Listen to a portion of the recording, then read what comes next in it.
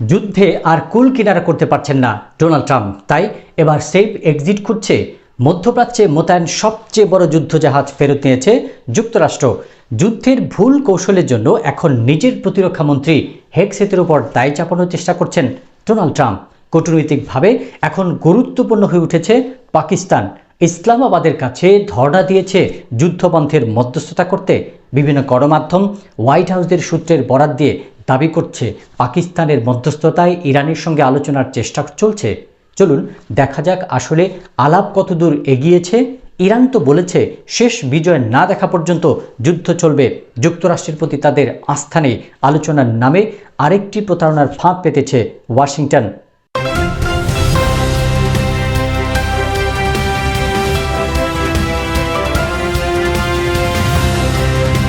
দীর্ঘদিন ধরে সৌদি আরব ও ইরানের পারস্পরিক প্রভাব বিস্তারের লড়াইয়ে ব্যালেন্স করে চলছে পাকিস্তান। সম্প্রতি সৌদি ও ইরানের মধ্যে চীন যে সমঝোতা করে দিয়েছিল তাতে ইসলামাবাদেরও বড় ভূমিকা ছিল। তবে ইসরায়েল ইরান যুদ্ধের কারণে পাকিস্তানের সেই নিরপেক্ষ অবস্থান বজায় রাখা কষ্টকর হয়ে পড়েছে। আর এদিকে ভারত কিন্তু স্পষ্টতই ইসরায়েলের পক্ষ নিয়ে বসে আছে। আফগানিস্তানের সাথে সংঘাত চলছে। দেশের ভিতরে বেলুচিস্তান ও খাইবার পাখতুনখাওয়ায় বিদ্রোহীদের নিয়ে অস্বস্তিতে ইসলামাবাদ। পাশাপাশি ভারতের সঙ্গে তিক্ত সম্পর্ক চলছে পাকিস্তানের। এরই মধ্যে মরার উপর খাড়ার ঘা হয়ে দাঁড়িয়েছে ইরান যুদ্ধ। পাকিস্তান কোনোভাবেই এই মুহূর্তে নতুন অস্থিরতা নিতে পারবে না বা সইতে পারবে না। ইরানের সর্বোচ্চ নেতা আয়াতুল্লাহ আলী খামেনি নিহত হওয়ার ঘটনায় কঠোর নিন্দা না জানিয়ে কেবল উদ্বেগ প্রকাশ করে দায় সারা বক্তব্য দিয়েছে পাকিস্তান সরকার। অন্যদিকে গালফ দেশগুলোর উপর ইরানের হামলার পর ইসলামাবাদ তৎক্ষণাৎ নিন্দা জানিয়েছে। ট্রাম্প বর্তমানে ইরান ইস্যুতে পাকিস্তানের পরামর্শের উপর অনেকাংশেই নির্ভর করছেন। এর কারণ হচ্ছে ইরানের সাথে পাকিস্তানের সম্পর্ক। পাকিস্তান সেনাবাহিনীর প্রধান আসিম মনির বর্তমান ট্রাম্প প্রশাসনের অত্যন্ত ঘনিষ্ঠ হয়ে উঠেছেন। আফগানিস্তানের সঙ্গে পাকিস্তানের চলমান লড়াইয়ে যুক্তরাষ্ট্র খোলাখুলিভাবেই ইসলামাবাদকে সমর্থন দিয়েছে। পাকিস্তানও গাজা প্রশ্নে ট্রাম্পের পরিকল্পনা বাস্তবায়নে সমর্থন দিচ্ছে। তবে গাজা ইস্যুতে পাকিস্তান সরকারের বিতর্কিত ভূমিকার তীব্র সমালোচনা করেছেন অনেক পাকিস্তানের বিশ্লেষক ও প্রখ্যাত কূটনীতিকরা। পেহেলগামে ভারত পাকিস্তান দ্বন্দ্বে কূটনৈতিক হস্তক্ষেপ এবং গুরুত্বপূর্ণ নেতৃত্বের কারণে পাকিস্তান সরকার আনুষ্ঠানিকভাবে নোবেল শান্তি পুরস্কারের জন্য প্রেসিডেন্ট ডোনাল্ড ট্রাম্পের নাম প্রস্তাব করেছিল। এই সিদ্ধান্তকেও সরকারের বড় ভুল হিসেবে দেখছেন পাকিস্তানের বিশ্লেষক ও কূটনীতিকরা।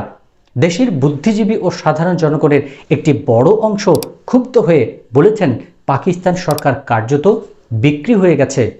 এমন একটি পরিস্থিতিতে যুক্তরাষ্ট্র ও ইরানের মধ্যে সমঝোতার চেষ্টা করছে পাকিস্তানের সেনা নেতৃত্ব।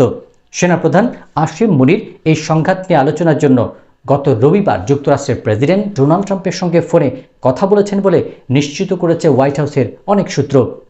ইসলামাবাদ এখনও আনুষ্ঠানিকভাবে এটি নিশ্চিত করেনি। তবে পাকিস্তানের মধ্যস্থতা করার সম্ভাবনা আছে, উড়িয়ে দেওয়া যায় না। ওয়াশিংটন ভিত্তিক প্রখ্যাত গবেষক ভ্যালি নাসর মনে করেন পাকিস্তানের এই উদ্যোগের পিছনে সৌদি আরবের প্রচ্ছন্ন সমর্থন থাকার সম্ভাবনা প্রবল। তার মতে রিয়াদকে পাশ কাটিয়ে ইসলামাবাদের এমন বড় কোনো কূটনৈতিক পদক্ষেপে যাওয়ার সম্ভাবনা কম। দক্ষিণ এশিয়ার বিশ্লেষক মাইকেল কুগেলম্যান বলেন পাকিস্তান যে মধ্যস্থতাকারী হতে পারে তা মোটেও অবিশ্বাস্য নয়। যুক্তরাষ্ট্রে ইরানের কূটনৈতিক স্বার্থও দেখভাল করছে এই পাকিস্তানের সেনা নেতৃত্ব। আবার ডোনাল্ড ট্রাম্পের নেতৃত্বাধীন মার্কিন প্রশাসনের সঙ্গেও ইসলামাবাদের সম্পর্ক এখন বেশ ঘনিষ্ঠ। এমনকি গত এক বছরে ইরান ও পাকিস্তানের মধ্যে একাধিক উচ্চ পর্যায়ের বৈঠক হয়েছে। তাছাড়া গত বছরের জুন ও সেপ্টেম্বরে পাকিস্তানের সেনাপ্রধান জেনারেল আসিম মনির ও প্রধানমন্ত্রী শাহবাজ শরীফ ট্রাম্পের আমন্ত্রণে যুক্তরাষ্ট্র সফর করেছিলেন। ট্রাম্প তখন নিজেই মন্তব্য করেছিলেন যে আসিম মনির ইরানকে অনেকের চেয়ে ভালো চেনেন এবং জানেন। এই ব্যক্তিগত সখ্যতা ও আস্থাই এখন ইসলামাবাদকে বিশ্ব রাজনীতির কেন্দ্রে নিয়ে এসেছে এবং পাকিস্তানের ভরসার স্থল তৈরি করেছে। এবং ইরানের সাথে আসিম মনিরের সম্পর্কে কাজে লাগাতে চাইছেন ডোনাল্ড ট্রাম্প। জাতীয় ও আন্তর্জাতিক রাজনীতি, ভূরাজনীতি, অর্থনীতি ও কূটনীতির খবরের বিশ্লেষণ নিয়ে এপি নিউজ আছে আপনার সাথে। আপনি থাকুন এপি নিউজের সাথে।